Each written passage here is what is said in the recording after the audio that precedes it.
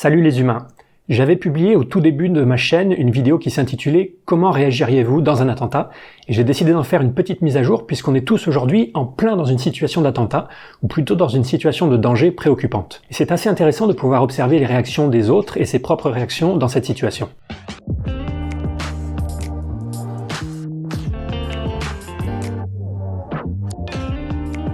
Alors je vais pas vous refaire toute la vidéo, je vous conseille de mettre pause et d'aller la voir si vous ne l'avez pas vue. Si vous la regardez, vous vous rendrez compte de deux choses. D'abord que je n'ai jamais eu beaucoup de préoccupations pour mon apparence capillaire, et ensuite que le concept de panique est très critiqué dans les sciences sociales au sens large, autant en sociologie qu'en psychologie. Le message principal de ma vidéo, c'était qu'en cas de crise, en cas de danger, les gens ne paniquent pas vraiment, ou alors ils paniquent mais dans un sens assez faible qui est le sens d'avoir un comportement différent de celui d'habitude. Pas dans le sens d'avoir un comportement impulsif, antisocial et irrationnel. Dans la définition classique de la panique, il y a cette idée que la panique est un sentiment de peur intense et excessive qui pousse à faire des choses irrationnelles pour se mettre hors de danger. Mais c'est une définition très vague et qui dépend énormément de ce que vous allez appeler excessif et irrationnel. Je vous donnais l'exemple de gens qui courent pendant un attentat, un mouvement de foule que l'on qualifie souvent de panique.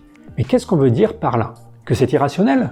Mais en quoi est-ce irrationnel de se mettre à courir quand on entend des coups de feu? Est-ce qu'au contraire, ce n'est pas la chose la plus rationnelle à faire que de vouloir s'éloigner le plus rapidement possible du danger? Je vous parlais des nombreuses études qui ont été menées et qui ont montré que sous la menace, l'humain pouvait avoir peur, très peur même, mais que cela allait rarement s'accompagner d'un pétage de câble qui produit des comportements impulsifs et antisociaux. Je vous disais que cette idée de panique incontrôlable a pris racine historiquement au XIXe siècle avec les travaux de Gustave Le Bon, mais que ces travaux étaient non seulement peu empiriquement fondés, mais en plus politiquement orientés, parce qu'il permettait à l'époque de justifier l'interdiction des manifestations. Et quelle meilleure raison pour interdire les manifestations que de faire passer la foule pour un monstre impulsif et incontrôlable? Ça vous paraîtra peut-être surprenant, mais cette idée de panique collective semble vraiment être rejetée en sciences sociales actuellement. Le sociologue Carantelli disait qu'on ne devrait plus traiter la panique comme un réel concept en sciences sociales, c'est juste un mot du langage populaire. Lee Clark, un autre sociologue qui a beaucoup étudié le sujet, raconte qu'après 5 décennies à étudier les inondations, les tremblements de terre et les tornades, un des résultats les plus forts c'est que les gens perdent rarement le contrôle d'eux-mêmes. Si vous n'êtes toujours pas convaincu, je vous mets en description une revue qui est en anglais mais assez facile à lire pour ceux qui veulent plus de références. Et je suis aussi allé interroger le spécialiste des foules que vous connaissez tous, Mehdi de Fouloscopie, qui abonde en mon sens. Salut, oui je vais dans ce sens. L'idée de panique collective est plus complexe que ce qu'on voit dans la culture populaire et d'une manière générale très exagérée. Pendant un mouvement de foule, que j'appelle communément panique dans les médias, je n'ai jamais observé de signe de panique collective, soit de la solidarité, comme pendant l'accident de la Love Parade 2010, soit rien, à la Mecque. Si c'est pas un argument d'autorité, je sais pas ce que c'est. Et ce que je veux faire aujourd'hui, c'est illustrer tout ça avec le coronavirus, avec SARS-CoV-2. En quoi est-ce de la panique de vouloir faire des provisions de PQ et de pâtes, surtout quand les consignes de nos dirigeants insistent sur ce qu'on doit faire individuellement, comme rester chez soi, et pas collectivement? Est-ce que c'est pas la chose la plus rationnelle à faire, au contraire? Si le meilleur moyen d'enrayer l'épidémie, c'est de ne plus sortir de chez soi pendant 15 jours ou plus, il va falloir une bonne réserve de pâtes et de PQ pour ça. Donc les gens qui ont vidé les rayons pâtes et PQ la semaine dernière, s'ils sont restés chez eux depuis, peut-être que ces gens ont en fait adopté le meilleur des comportements. Pour être provocateur, je dirais même que si paniquer c'est acheter des pâtes, alors peut-être qu'on devrait recommander aux gens de paniquer plus, ou tout du moins d'avoir peur. D'autant plus que ce n'est pas comme si on allait mourir de faim s'il n'y a plus de pâtes au supermarché, on reste dans une société d'abondance, et il n'y a pas que des pâtes à acheter au supermarché. Comme le dit le proverbe argentin, s'ils n'ont plus de pain, qu'ils mangent de la bidoche. Les particuliers qui achètent des masques sont un peu plus problématiques, ils sont problématiques parce que le stock de masques que l'on a est limité,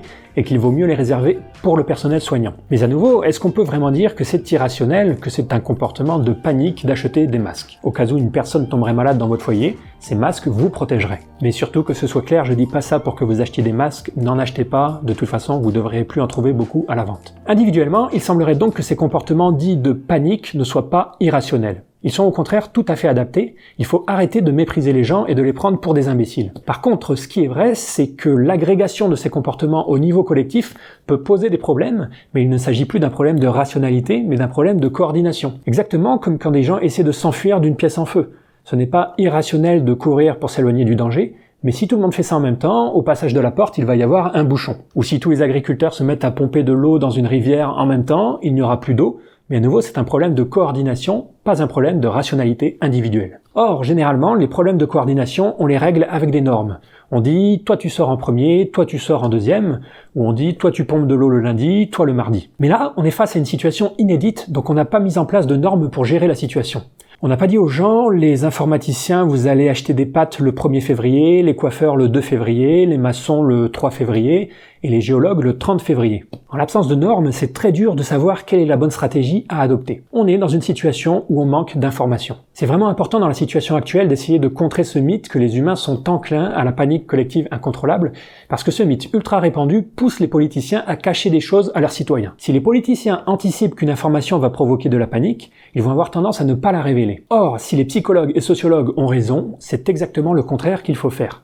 Il ne faut pas cacher d'informations, il faut être le plus transparent possible pour que les comportements des gens soient les plus adaptés possible. Et si des normes sociales strictes devaient être mises en place, il faut bien les justifier, être transparent sur les raisons de la mise en place de ces normes. Ah oui, et puis évidemment, il faut aussi essayer d'être cohérent et de ne pas envoyer des messages contradictoires à la population, du genre « restez chez vous, mais allez quand même voter ». Mais bon, pas besoin d'un doctorat en psychologie pour savoir ça, n'est-ce pas? Je passe à autre chose, mais j'insiste sur ce point, c'est très important, cette idée répandue que les humains sont enclins à la panique collective irrationnelle me semble très néfaste dans la situation actuelle.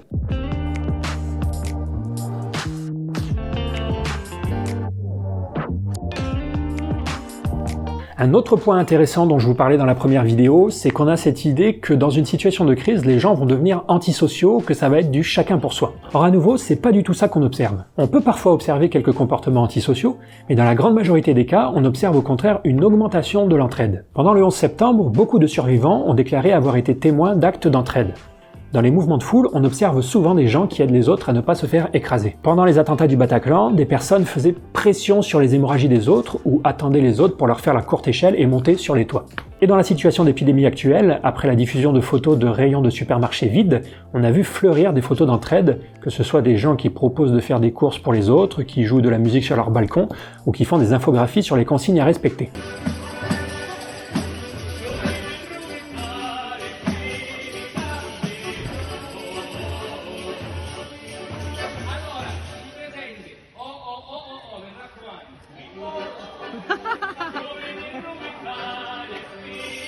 J'ai même croisé quelqu'un qui m'a dit que cette épidémie lui redonnait foi en l'humanité. Dans des situations difficiles, les humains s'entraident beaucoup les uns les autres. À choisir, ce serait plus juste de dire que sous la menace, l'humain devient prosocial en masse plutôt que paniqueur en masse. Et c'est un truc intéressant dans le cas d'une épidémie, parce que cette tendance affiliative, cette tendance à aider les autres et à resserrer nos liens sociaux, elle va un peu à l'encontre de ce qu'on est censé faire. Pour éviter la propagation de l'épidémie, on est censé limiter nos contacts sociaux au maximum. Or, nos tendances affiliatives nous poussent au contraire à faire le contraire. On se trouve donc dans une situation où l'humain n'est pas très adapté psychologiquement pour réagir. Resserrer ses liens sociaux est sûrement adaptatif quand le danger est une catastrophe naturelle ou une guerre, mais pas quand le danger est un pathogène contagieux. Au passage, la sélection naturelle nous a quand même fait quelques petits cadeaux pour nous aider à combattre les maladies. Au cas où les microbes arrivent à rentrer dans notre corps, elle nous a bien sûr donné un système immunitaire, mais elle nous a aussi fourni une arme pour éviter d'être en contact avec ces microbes en premier lieu. Vous voyez de quelle arme je veux parler ? Cette arme, c'est le dégoût. Il est en effet très probable que la fonction évolutionnaire du dégoût, c'est de nous tenir éloignés des pathogènes. Est-ce que vous vous êtes déjà demandé pourquoi les excréments sont quelque chose de très repoussant pour les humains, alors que c'est quelque chose de très attirant pour les mouches? Pourquoi un humain aurait plus raison qu'une mouche quand il dit que les excréments, c'est dégueulasse? Eh ben, il n'a pas raison de façon objective, c'est simplement qu'au cours de notre histoire évolutive, les excréments ont représenté une source d'infection importante, ce qui nous a amené à développer un sens du dégoût qui nous fait nous éloigner de ces choses. Mais au cours de l'histoire évolutive des mouches, les excréments ont représenté une source de nourriture parfaite pour y pondre des œufs. Pour une mouche, un étron est probablement une des plus belles choses qui existent au monde. La maison parfaite pour y élever ses enfants. Alors que très peu d'humains se serviront d'excréments comme source de nourriture ou se diront « Tiens chérie, si on bâtissait notre villa autour de cet étron, ça sera parfait pour y élever Marie-Françoise ». Même si je suis sûr que vous allez me sortir des exemples de personnes qui ont des goûts, on va dire, un petit peu différents, on va pas explorer ce sujet des psychologies extrêmes aujourd'hui. Il n'y a pas que les excréments qui nous dégoûtent d'ailleurs, de façon générale, tous les liquides corporels nous dégoûtent. Pourquoi on trouve ça dégueulasse, quelqu'un qui se mouche dans ses mains ou qui nous éternue à la gueule, alors que la salive par exemple c'est de l'eau à 99%? Eh bien parce que dans cette eau se trouvent aussi des virus et des microbes dont il vaut mieux se tenir éloigné. Cette réaction instinctive de dégoût nous a probablement déjà évité des milliers de morts dans cette épidémie, pensez-y. C'est une autre des raisons pour lesquelles j'adore la psychologie évolutionnaire, c'est qu'elle nous permet de voir le monde avec des yeux nouveaux, de se dire « Ah bah oui, ce dégoût des excréments qui me semble à moi non questionnable, en fait il n'est pas universel, il existe des êtres vivants sur Terre pour qui c'est tout le contraire. » Et si ça vous rappelle ma vidéo sur le réalisme moral, c'est tout à fait normal, il existe une connexion logique entre la morale universelle et l'amour des mouches pour les étrons. Mais bref, parenthèse refermée. Un dernier point que je voulais vous présenter, c'est la question des différences de psychologie. On a tendance, en ces périodes qui nous demandent de faire beaucoup d'efforts, à pas mal juger les autres et en particulier ceux qui n'adoptent pas le même comportement que nous. Mais en faisant ça, on néglige souvent le fait que certaines personnes peuvent avoir des psychologies différentes, qu'il existe une variabilité dans la façon de répondre au danger. Par exemple, pendant l'ouragan Katrina qui s'est abattu sur la Nouvelle-Orléans en 2005, il y a des gens qui ont choisi de rester chez eux plutôt que de s'enfuir. Et presque tout le monde a condamné ces décisions. Mais des chercheurs ont montré qu'il s'agissait de la décision la plus rationnelle, entre guillemets, pour des personnes qui ont peu de revenus, qui n'ont pas de voiture ou qui ne sont pas habituées à se déplacer, ou encore qui sont très attachés à leur communauté. Ces personnes ont un type de psychologie que les chercheurs appellent modèle conjoint, qui est très basé sur l'interdépendance, très orienté vers la communauté, où on essaie de s'adapter au monde et à ce qui nous arrive plutôt que de changer son environnement. À l'opposé, les personnes qui ont souvent jugé sévèrement les personnes qui n'ont pas fui ont un modèle de psychologie disjoint, plus basé sur l'indépendance, où chaque personne a des opportunités et fait des choix qui reflètent ses préférences. Je dis pas ça dans une perspective relativiste pour dire que peut-être ces personnes qui n'ont pas fui avaient raison, et peut-être que les personnes qui aujourd'hui sortent encore dans les rues ont raison. Il est sûrement possible de montrer que pendant l'ouragan de Katrina, partir était objectivement la meilleure stratégie possible, et il est sûrement possible de se dire que les gens qui sortent encore aujourd'hui le font pour des raisons égoïstes. Mais je dis ça parce que prendre en compte le fait que des gens différents puissent avoir des psychologies différentes peut avoir des conséquences sur les stratégies qu'on met en place pour pousser les gens à partir, peut aider à mettre en place des politiques publiques inclusives. Peut-être que pour certaines personnes, il faudrait que les consignes du gouvernement soient diffusées par leur communauté, voire par leurs églises. Peut-être qu'il faudrait insister plus dans ces messages sur ce qu'il faut faire pour préserver votre communauté, plutôt que sur ce qu'il faut faire pour préserver votre vie. Je m'arrête là, voilà les quelques réflexions que je voulais vous livrer avec Guillaume de The Cache, qui était mon expert dans la première vidéo et qui l'est toujours aujourd'hui. En résumé, premièrement, la panique collective n'existe pas. On peut trouver de la panique individuelle dans le sens de gens qui ont très peur et qui vont agir différemment d'habitude, mais même dans ce cas, on ne peut pas vraiment parler de comportement irrationnel, autrement que dans le sens de comportement qui pose un problème de coordination à l'échelle collective. Deuxièmement, s'il devait y avoir un changement de comportements sociaux, ce serait plutôt une augmentation des comportements prosociaux qu'une augmentation des comportements antisociaux. Troisièmement, notre tendance affiliative, notre tendance à se rassembler en cas de danger, est néfaste dans le cas qui nous préoccupe actuellement.